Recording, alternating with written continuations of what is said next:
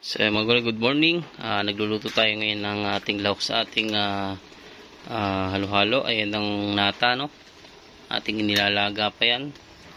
Then ito yung saging, ating minamatamisan. So ayan, may asukal na yan. Konting tubig hanggang sa maging maiga. Ayan. Ito naman ay nilalaga pa.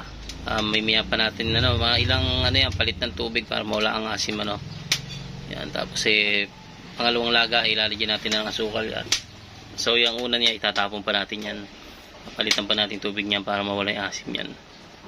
Wala, isurutin natin ating ubi halaya, no. Yan. Ating ubi halaya na flavor, no. Yung nata natin ito, nakasalang pa rin. Yung saging nakanguna, ubi naman. Yan. So yan, mga gulay, malapit na maluto natin ubi halaya. Mukhang napakasarap na ito magulay. Yan, sarap niyan. Kunat. Ito ay lagyan na natin asukal maya-maya. Pero papalitan natin ng tubig yan, panibago. Yan, yan po pagluluto ng nata.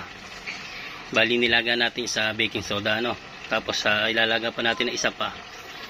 Tapos anlaw uli, panibago, another, yung panlas niya yung may asukal na. Yan, yung ubi natin dito nating nata, Ayan, may asukal na na segunda, kaya medyo mapula-pula, Segunda nilagyan natin para masarap, Yan, konti na lang ang luluto na. Bali pangatlong laga na yan.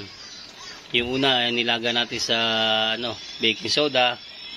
Pangalawa inilaga natin para mahugasan, tapos sa pangatlo ito na, may sugar na siya. So yan, ganyan lang po pagluluto ng nata.